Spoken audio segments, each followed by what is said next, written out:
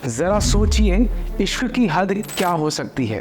पागलपन और सनक इतनी बढ़ सकती है कि घर, समाज, यहाँ तक कि माँ बाप सब सूली चढ़ जाए। 11 जून 2011 उत्तर प्रदेश के गोरखपुर में एक मर्डर होता है और ये केस पूरे देश को चौंका कर रख देता है। शुरुआती जांच में देखने पर पुलिस को ये रेप और मर्डर केस लग रहा था,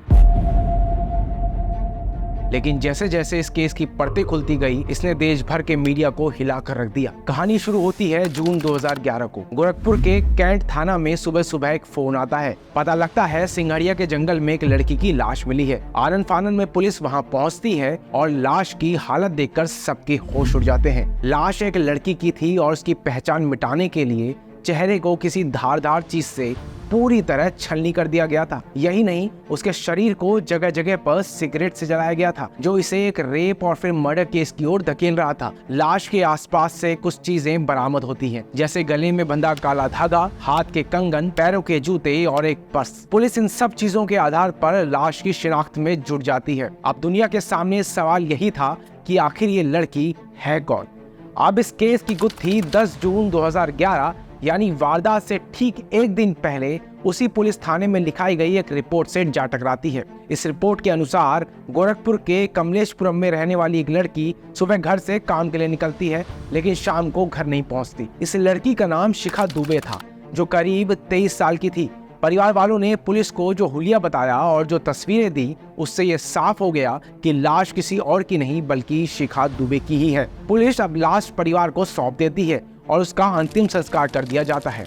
ये खबर मीडिया में सनसनी की तरह फैल जाती है। अब पुलिस के पास ये जवाब था कि ये लड़की कौन थी। कई और सवाल अब भी जस के तस बने हुए थे। ये हत्या किसने की, इसके पीछे वजह क्या है और आखिर कोई क्यों चाहता है कि इस लड़की का चेहरा पहचाना ना जा सके। पुलिस तेजी से सवालों के जवाब ढूंढने में जुट गई। आस पड़ोस से लेकर घर के एक एक सदस्य से पूछताछ शुरू की गई और आखिर कोई क्यों चाहता है कि इस लड़की का चेहरा पहचाना ना जा सके। पुलिस तेजी से इन सवालों के जवाब ढूंढने में जुट गई और मर्डर से पहले तक इस पूरे घटनाक्रम की एक कहानी सबके सामने आती है, जो कुछ यूं है। 2011 में शिखा दुबे की उम्र लगभग 23 साल की थी और वो पंडित दीनदयाल यूनिवर्सिटी में पोस्ट ग्रेजुएशन कर रही थी। शिखा एक बेहद शरीफ और मासूम लड़की थी, जो अपने काम से काम रखती थी। पूछताछ में पुलिस को घर वालों ने ये जानकारी दी कि 10 जून को शिखा ये कहकर घर से निकली थी कि थोड़ी ही देर में वापस आ जाएगी, लेकिन शिखा पूरे दिन घर नहीं लौटी। तो घर वालों की धड़कनें तेज हो जाती हैं और वो आस पड़ोस और रिश्तेदारों से लेकर शिखा के दोस्तों तक से कांटेक्ट करते हैं, लेकिन किसी को शिखा की कोई जानकारी नहीं मिलती। घबराए हुए शिखा के पिता राम प्रकाश दुबे शाम को थाने में जाकर पुलिस को अपनी बेटी के अचानक गायब होने की खबर देते हैं। एक जवान लड़की का यूं अचानक गायब हो जाना पुलिस के लिए चुनौती है और वो जल्द ही छानबीन में जुट जाती है। अगले दिन 11 जून को पुलिस सिंघड़िया के जंगल से शिखा की लाश बरामद करती है। घर वाले उसकी पहचान करते हैं और लाश उसके परिवार को सौंप दी जाती है। परिवार उसका अंतिम संस्कार कर देता है। केस बंद, फाइल बंद। लेकिन तभी पूछताछ एक नया मोड़ लेती है और केस अचानक रोशनी में आ जाता है। शिखा के पिता से पुलिस को जानकारी मिलती है कि पड़ोस में ही रहने वाला एक लड़का, जिसका नाम दीपू यादव है, वो अक्सर आते जाते शिखा को परेशान करता था और कभी कभी उसका पीछा भी करता था। अब शक की सुई दीपू यादव था। दीपू यादव का नाम सुनते ही तलाश शुरू कर देती है। शहर का चप्पा चप्पा छाना जाता है। पुलिस दीपू यादव से जुड़े दर्जनों लोगों को उठा लेती है। इसके साथ ही दीपू यादव से जुड़े 50 से ज्यादा दोस्तों से पूछताछ की जाती है। पता चलता है कि दीपू यादव शिखा के मर्डर के बाद से ही घर से गायब है। अब पुलिस का शक यकीन में बदलने लगता है, लेकिन किसी को ये खबर नहीं थी कि दीपू यादव कहाँ गया।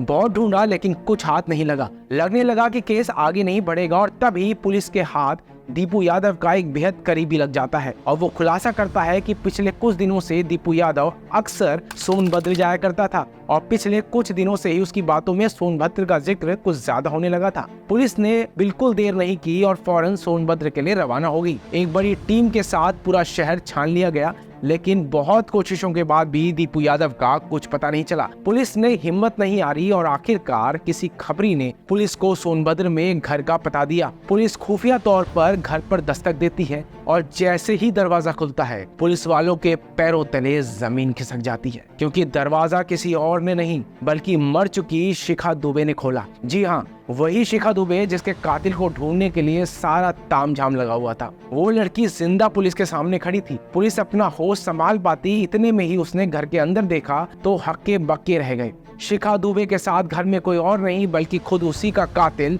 दीपू यादव था।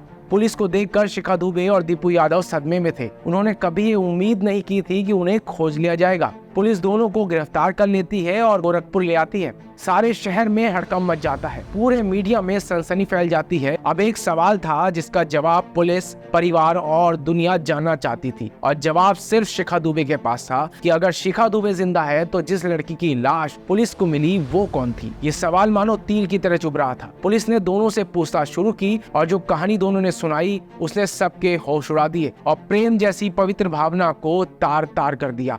शिखा जिस कॉलेज में पढ़ती थी उसी में दीपू भी पढ़ता था। कॉलेज के दौरान दोनों एक दूसरे को चाहने लगे और दोनों ने एक दूसरे के साथ जीने मरने की कसमें खा ली। दुनिया की नजरों से बचकर अक्सर दोनों एक दूसरे से मिला करते थे, लेकिन कहते हैं ना कि इश्क छुपाए नहीं छुपता। इनकी भनक शिखा के परिवार को लग गई, जिसके बाद शिखा पर कई पाबंदियां लगा दी गईं। अब दीपू और शिखा का मिलना बंद हो गया। कुछ दिनों तक दोनों छुप छुप कर मिलते रहे। ये सिलसिला कई महीनों तक चला और अब फैसले की घड़ी आ गई थी, इसलिए दोनों ने मिलकर शादी करने का फैसला किया। 18 अप्रैल 2011 अपने फैसले को अंजाम देने के लिए दोनों गोरखपुर के एक मंदिर में शादी कर लेते हैं। लेकिन अब दोनों के सामने जात एक बड़ी चुनौती थी, क्योंकि दोनों अलग कास्ट के थे।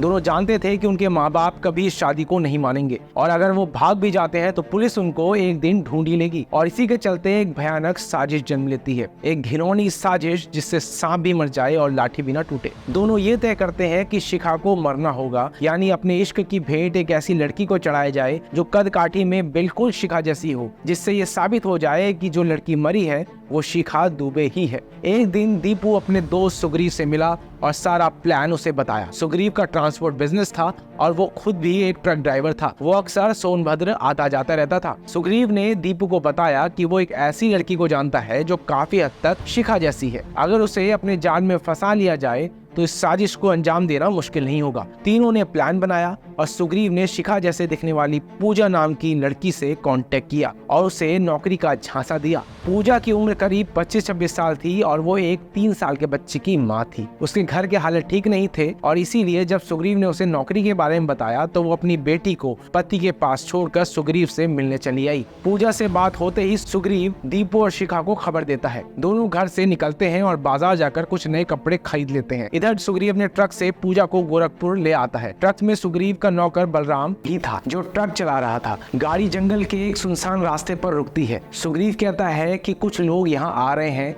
जो काम देने के लिए तुम्हें अपने साथ ले जाएंगे। कुछ देर बाद वहाँ शिखा और दीपू पहुँच जाते हैं। पूजा उन्हें अपना मालिक समझ रही थी, लेकिन उसे क्या पता था कि वो उसकी मौत बनकर आए हैं।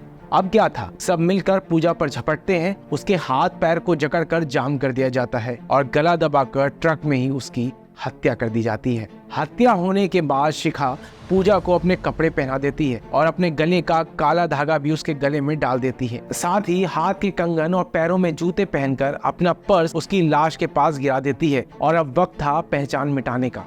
सुग्रीव और ड्राइवर बलराम मिलकर ट्रक से एक बड़ा रॉड निकालते हैं और पूजा के चेहरे पर वार करना शुरू कर देते हैं। पूजा के चेहरे को इस हद तक बिगाड़ दिया जाता है कि उसकी पहचान न हो सके। हैवानियत की हद यहाँ तक नहीं रुकती। अब पूजा के पूरे शरीर को सिगरेट से जलाया जाता है ताकि केस भटक जाए और पुलिस गुमराह हो सके। इसके बाद शिखा और दीपू सोनभद्र निकल जाते हैं और सुग्रीव और बलराम लाश को सिंगड़िया के जंगल में फेंक कर फरार हो जाते हैं। दरिंदगी की एक कहानी जिसने सुनी उसने अपने दांतों तले उंगलियां दबा ली। यह एक परफेक्ट मर्डर प्लान था, मगर गोरखपुर पुलिस की अटूट मेहनत ने इसे सुलझा लिया और चारों आरोपियों को जेल भेज दिया गया। हैरानी की बात यह है कि दोनों पर मुकदमा चला और 7 साल की सजा के बाद दोनों को बेल मिल गई। अपनी खुशी के लिए दूसरे की बलि चढ़ा देना प्यार नहीं हो सकता। ये दरिंदगी है, हैवानियत है। 13 साल बीत गए, आज भी ये केस कोर्ट में है, लेकिन एक बच्चे से उसकी माँ छीन ली गई और एक पति से उसकी पत्नी। ये कहानी आज के समाज का आईना है। लेकिन आप बताइए, अगर आप किसी दूसरे की खुशी छीनकर अपने लिए खुशी चाहते हैं तो क्या आपके नसीब में खुशी आएगी? फिर मिलेंगे एक सच्ची घटना और एक अनलॉक फाइल के साथ।